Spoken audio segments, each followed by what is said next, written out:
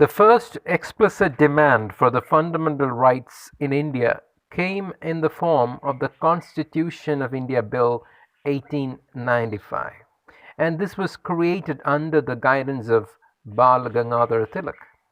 This bill, popularly called Swaraj Bill 1895, spoke about freedom of speech, right to privacy, right of franchise, etc.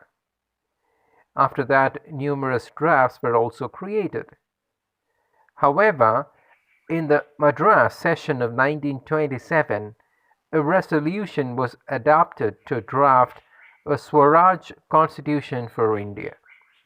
The Motilal Nehru Report of 1928 demanded inalienable fundamental rights for the people of India.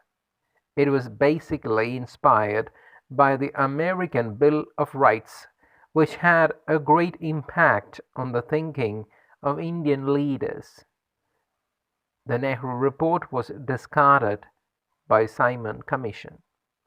Later, the drafting of the fundamental rights was influenced by the adoption of the Universal Declaration of Human Rights by the UN General Assembly and the activities of the United Nations Human Rights Commission, as well as decisions of the US Supreme Court in interpreting the Bill of Rights in the American Constitution.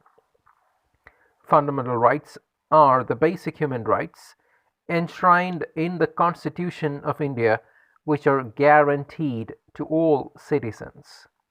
And these fundamental rights are a group of rights that the Supreme Court of India recognizes as being fair and legal.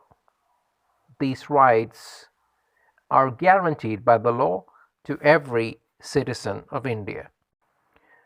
These are laid down in Chapter 3 of the Indian Constitution across Articles 12 to 35. It is important to know what they are so that no one will be deprived of his or her rights. The first one is right to equality.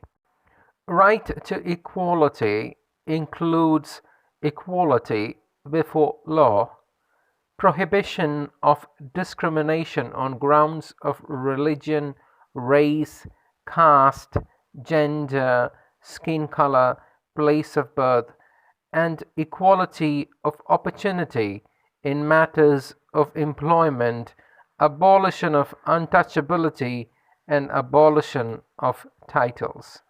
Right to equality is provided from Article 14 to Article 18 of the Indian Constitution. Next is right to freedom. Right to freedom includes freedom of speech and expression, freedom to assemble, associate, or to form unions or cooperatives, cooperative movements, have your own residence, right to practice any profession or occupation, right to life and liberty, protection in respect to conviction in offences, and protection against arrest and detention in certain cases also come under the scope of right to freedom. And these are provided in the Indian Constitution from Article 19 to 22.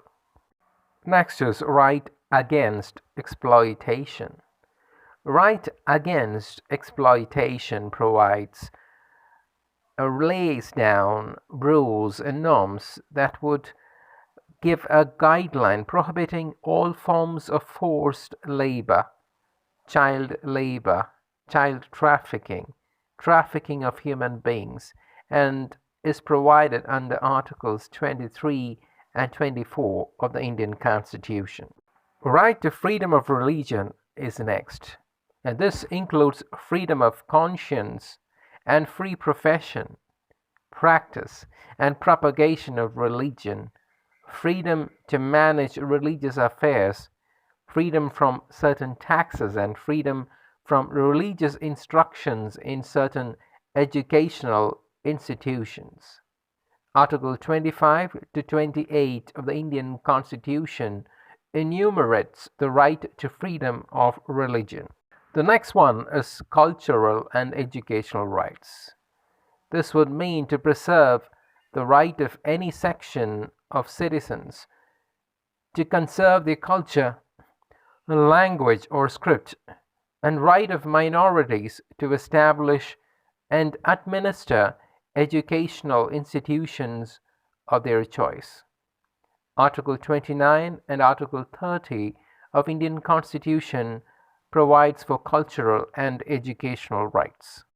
Right to constitutional or judicial remedies is the final one.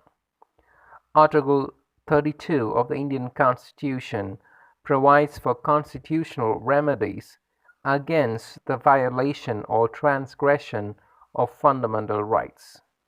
These fundamental rights are of highest importance to each individual in India.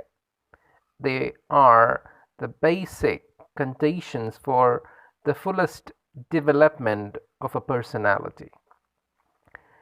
The citizens are given the right to move the Supreme Court in case of transgression of fundamental rights or when they feel that their rights are violated.